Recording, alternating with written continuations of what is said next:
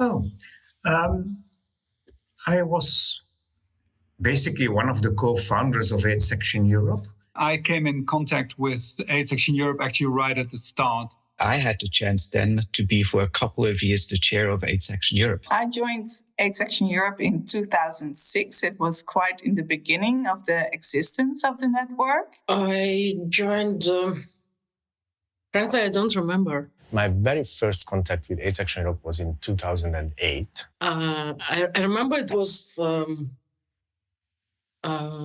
quite a long time ago.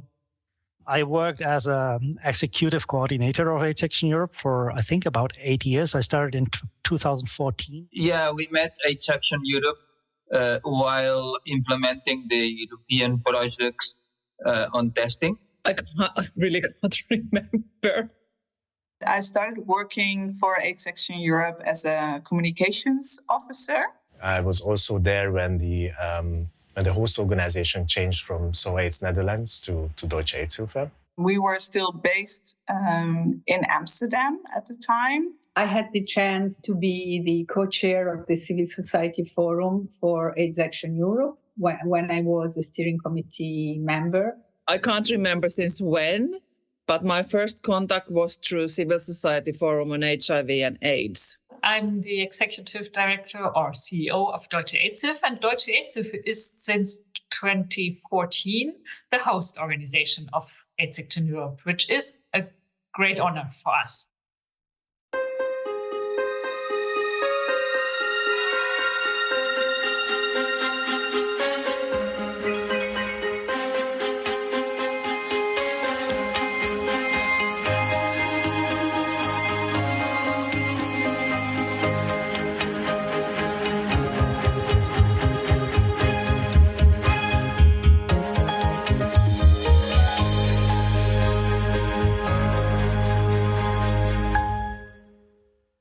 At a certain point, we met in Paris with some other bigger HIV and AIDS organizations to assess the situation that we all were doing advocacy work also on the European level, but we did not really collaborate with each other. So we thought this might have added value if we could perform things together. When you look at 2004, this is a little bit of context on what happened in Europe, because then we had 10 countries that came into the EU. So there was a great need to actually have a much stronger connection within all of Europe. My perception was that this is a kind of a breach between East and West in the field of advocacy work for the benefit of people living with HIV. I think the wonderful thing of AIDS Action Europe was that the network brought NGOs, organizations working in Eastern Europe and Central Asia in contact with organizations working in Western Europe. I don't think that there would have been AIDS Action Europe if SO-AIDS Netherlands didn't have stepped in this way. In 2004, AIDS Fonds was very much involved in creating AIDS Action Europe. And I was also there from right that beginning, also because we offered then to host the secretariat within the organization. I got quite inspired and I applied for the chairing of AIDS Action Europe, and so I was approved. And it was very special time in my professional life. It's the topic. It's human rights. It's kind of a rage also to see how discrimination has an impact on people. When I look at the role of AIDS Action Europe in these early years, I think in itself creating a network of AIDS NGOs was important. I think it was important to connect the NGOs and to also create facilities where there would be exchange of experience. AIDS Action Europe played, I think, a crucial role in really voicing the needs and the concerns of the NGOs throughout Europe, of the whole of Europe, The one thing was really that I had the chance to really work with people and organizations from all over Europe, and that comprises completely different settings, and that was really interesting to have these exchanges. One moment I remember extremely well was a meeting we had it was in 2004 in Vilnius. And it was a meeting of country representatives. I think there were some ministers, but it was mainly top civil servants, where it was also a bit of the beginning of these days and also the first time network. And I got the opportunity to speak in plenary, and we had and it was very well prepared and also in coordination with EHG on positions around HIV, of course, but also on people using drugs, and very outspoken. And I remember very well that right after that intervention, I got almost harassed by a few people from government from a few countries. And then I actually thought, well, this was the first time in a very concrete way where you could see they obviously felt, well, either threatened or pushed or by civil society. And then I really learned how powerful that could be. Being part of the steering committee and being a chair of the steering committee, I think it's really been a privilege to have also all the opportunities and possibilities, and having all the great people with you doing the advocacy work together, also facing some challenges together with people all around from Europe. I remember with fond memories about the team who worked in the Amsterdam office. The different steering committee meetings, we were either in Amsterdam or were hosted by one of our member organizations. We had meetings everywhere. We were in a cellar in Amsterdam. We were on the roof of an apartment building in Lisbon, or we went to the lobby of an hotel in Madrid. I keep the best memories of the time we spent together, and I remember these meetings when we had a meeting in Minsk in Belarus. I hosted that meeting, and many different funny stories and a lot of joy what we shared. One of the steering committee meetings that we had in 2010, we were having our meeting in Kiev. When this Icelandic volcano broke out and the flights were stopped. And we had to find alternative ways to get back home. I think I was the last one who managed to fly back from Kiev to Budapest. And then the Budapest airport was also shut down in like half an hour later. And we were trying to get train tickets.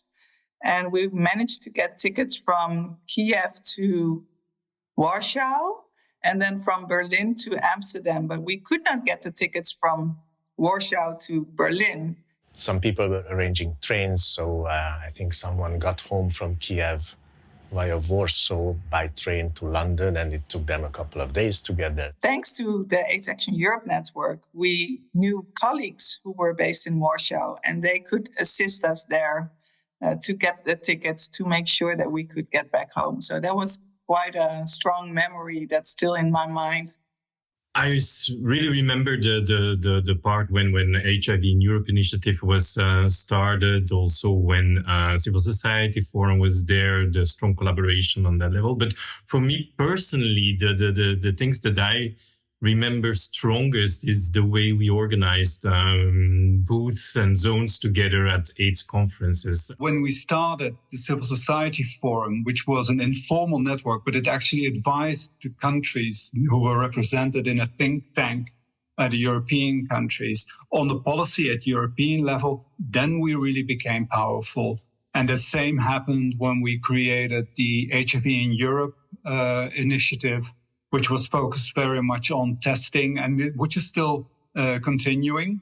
For a while, once the Covates network, which is the community-based testing network of Europe, which was created in 2009, in the beginning of the European project, After a while, we tried to approach the civil society. And I remember very well that we went to the offices of H-Action in Berlin. And we met a couple of times, and we made a couple of presentations. The very first one didn't work very well. But apart from that, I was very impressed for the professionality, for the kindness, for the openness, for the values that was the organization translating. And therefore, we insisted in the good part of the strategic alliance until at the end we were able to consolidate it. We worked hard.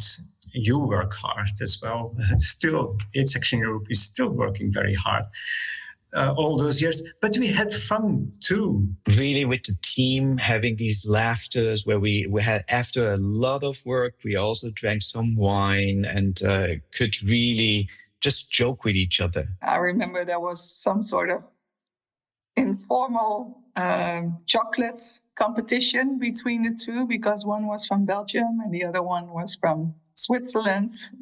I have here the Treaty of Surrender of Switzerland, because when Harry Whitstone, who followed me up as a chair of AIDS-Action Europe, when he came in, he said that Belgian chocolate was inferior to Swiss chocolate.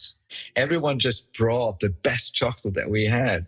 And Chris, I invited him once in Switzerland, and he had, like in the medieval ages, so he had this gaunt, this white gaunt, where he slapped me with it to have this is the chocolate war.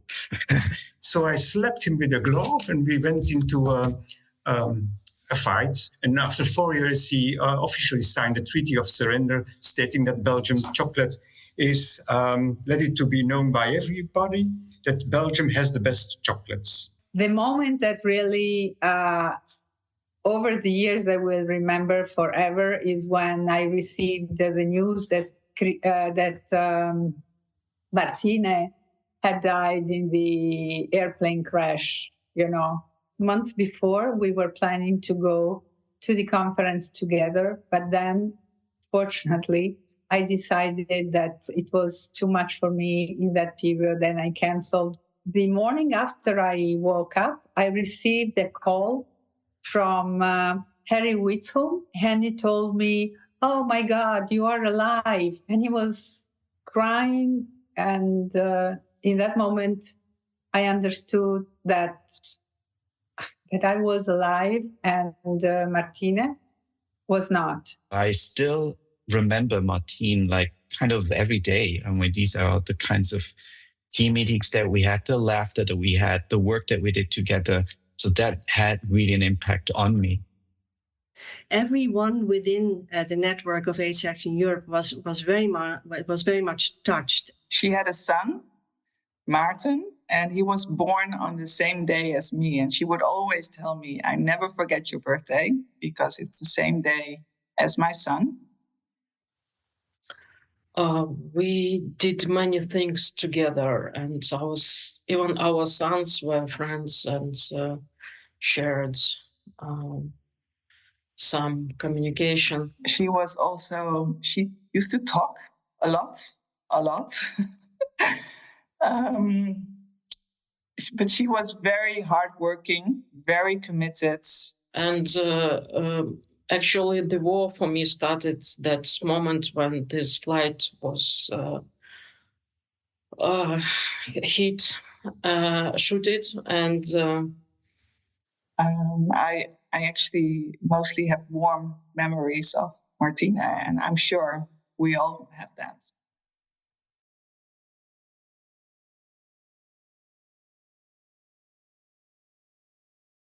One of the first strong memory of AIDS-Action Europe was the move from Amsterdam AIDS-Fonds to Deutsche AIDS-Hilfe. I have sort of two chapters of AIDS-Action Europe. I have memories of AIDS-Action Europe when it was based in Amsterdam, and memories of AIDS-Action Europe since when it is based in Berlin. It was at a time that the Dutch AIDS Fonds could not cover the costs of the network. by the subsidies received from the European Commission, and that they were considering either stopping the network or looking for a partner who could take over. And that was Deutsche AIDS-Hilfe. A colleague of mine who was involved in the whole beginning in 2014, who made, together with myself, possible to move AIDS Action Europe to Berlin. She at some point said, hey, that is our baby. The thing that made me fall in love with AIDS Action Europe is the people. It's people. It's always the people that were there. They have so much passion, the activism that is there in the field. There is a lot of engagement, and there is a lot of knowledge, and there's a lot of expertise. All the people that I met from the beginning till today, I think that AIDS Action Europe is made of a team of very committed people. Brilliant people who are just their persons are an inspiration for you to continue. And it is a cliche, but it really felt as returning to your family. Yes, that I think this feeling of we are here as a group, and despite our differences, despite our different approaches, we are standing for the same goal, and that definitely had an impact. It reaffirmed my very basic conviction that if we are able to work together, to put our differences aside, because that requires some work to get to see past the differences and find out what we have in common. And if we concentrate on that, we can multiply the effect of our efforts. AIDS Action Europe has become clearly one of the reference organizations with the capacity of putting people together. People are in the center, and meaning people from our communities as queer, as migrants, as drug users, as sex workers. That it really shaped my values.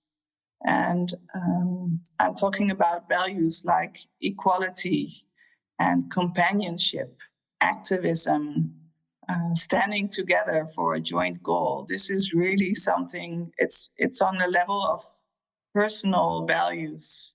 I have met so many very engaged and capable persons, and it's been such an honor to work with them. The energy that our work requires, if you can do it together with other persons, your burden is less, and you get so much further if you walk together with people.